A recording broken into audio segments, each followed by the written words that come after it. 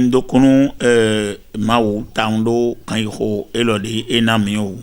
azonde yirodo coronavirus neo azon badabada diebo meredo azone kunde wo adingbawe azone odi bodun bawe bo banu taundo yo vogbeji bo tu mi de tro dion betole biduna mon kunjemedo mawu sin khomeswe bo ayi ko lo dion yo ape mawu betole sobana to mawa mais kai kon bib mais surtout mi kon ay kon apocalypse mais on nous de tidio et dans zone de jete dion nous de tidio et do apocalypse et do bib mais do egbedin boni ay kon apocalypse mais et do apocalypse mais apocalypse 7 en mon le bi bo khabodo yiwe et do apocalypse mais bel tonpon alors yo voulait dans son wa que e mo ya ko me si maw ton bon et kako voa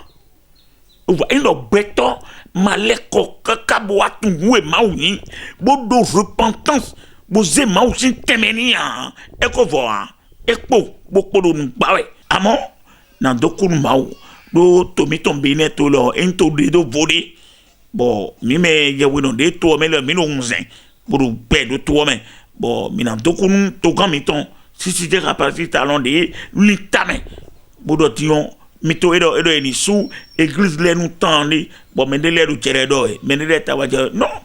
ay khade na ba bon azone mana do nous kongiji bon azone mana suporo to o me ha e si ni do nyende nyonyo mo do ko wa nu to de dio amo ete we de ka bo yo vonele de do khonhon yo vo nu yo tenele ye de ma pe bon dia ton ku me do ku me yo ye mamo sina beto o bo ni le wo hu mi na no meme wi le so mi do andi kesi mi do na di keti mana bodo nwe je do to mo beto to ni le ko eno e wa to mi to me fi alo wa me gbejo me na bi na ku ti beto aton ku de do to me e wa me gbejo beto kan we mo na ku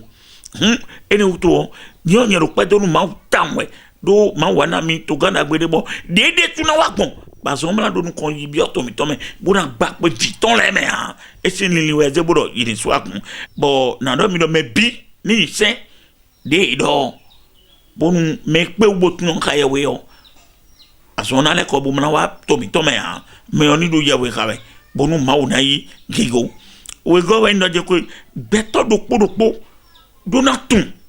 nu de yin bo na tun pie gbon de le pie do ko gbon de le pied tu son li gbondele pied na gbombo do ko pied na gbombo dunu pied na gbombo no hanle mai moi to kan de ro sendo we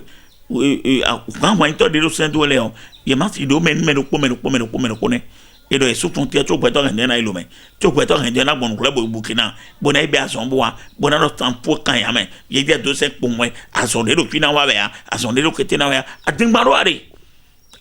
are nu merokpo bible do mi do merokpo ni tosen merokpo ni meze to ganjo eni seton khodo eni seton nabio to do me bini setonu to kan bo setonu ma obo ma na igego do Jesus Christ Nazareth ton sin comme on nous do we ma no si monoblu ndo eno jejawe ndo be comment dire quoi ndo ni koda ko Jesus Christ men e azone on ti debu do gbagwe bio ma vo ni kankan bo so weso keto ni so weso kegbe obi bo de kan po no son je na levo job wa non ale nu kan do Christ to me bo do gbede bo ra ku no ni kankan bo so weso ke mi bo le konu ko me siton